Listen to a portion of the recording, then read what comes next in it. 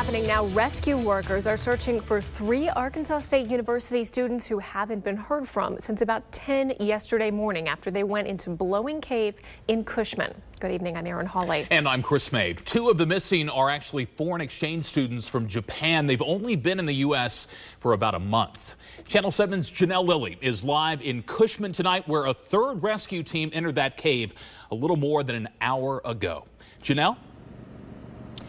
Yeah, that's right, Chris. And that 3rd rescue group is made out of folks from Little Rock. In fact, one of those rescuers actually made the original map of the cave back in the 80s that rescuers are using today.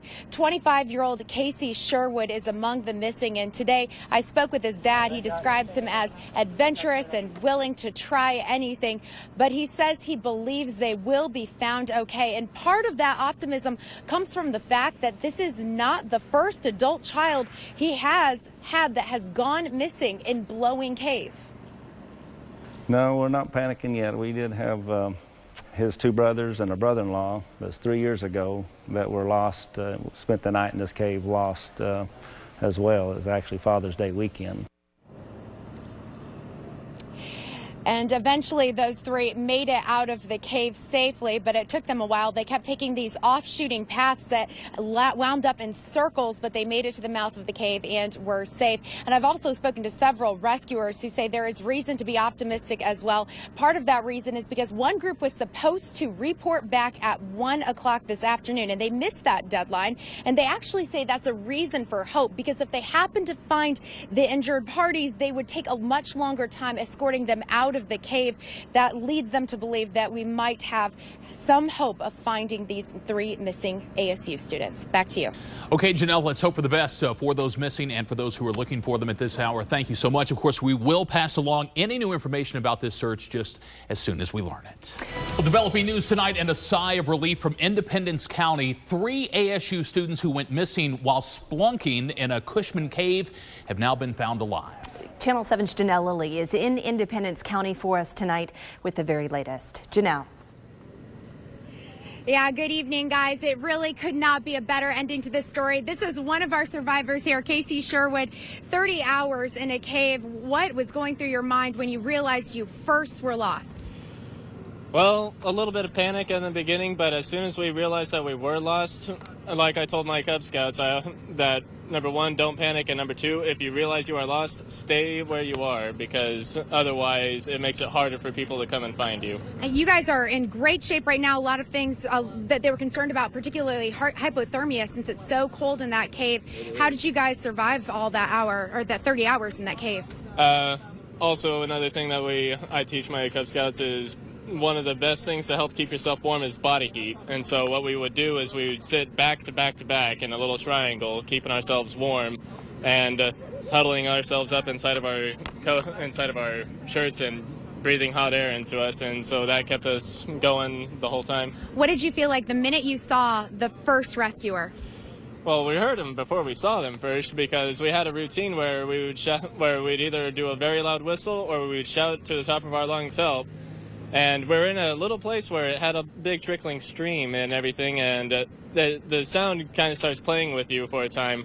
But so finally came our little routine. I shouted "help" as loud as I could, and all of a sudden we heard this silent "eep," and so I look over at the boys and I'm like, "Did you guys hear that this time?" So you did it. You survived, and everybody here so thankful to have such a happy ending to this story. I know your wife relieved, telling you you can never go into another cave again, but we are so glad to see you are doing so well. Good luck to you. Go shower up, get that mud off of you. A happy ending to a story that we told you about at 5, and just everyone here so thankful to find Casey and the other 2 alive and doing well, as you can see. Back to you. Okay, nothing tells the story quite like hearing from a survivor like that. Janelle Lilly, thank you very much.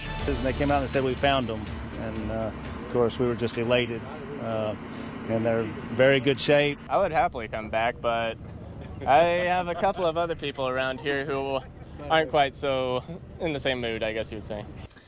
Well, 3 Arkansas State University students are found safe tonight after they went missing in a cave for about 30 hours. Good evening, and thanks for joining us. I'm Chris May. And I'm Beth Hunt. Channel 7's Stacey Spivey was there as they were reunited with their families and school officials. She joins us now from the place it all started. Stacey. Chris, Beth, I'm sitting just inside a blowing cave, and this is where those 3 ASU students walked into early yesterday morning for an adventure. But as they walked into the deep darkness behind me, they would realize that this was an adventure they'd not soon forget. A happy ending Thursday evening after 30 hours of waiting and searching for 3 missing Arkansas State University students. I'm just glad he's safe. I'm glad it's over. He put a lot of people through a lot of heartache and a lot of work. Yes. I was just praying and praying, and I was really hoping to see again. So You and me both. I didn't. Casey Sherwood reunites with his wife and dad after getting lost in Blowing Cave in Cushman with 2 of his Japanese friends, Daiki Ito and Daisuke Takiji.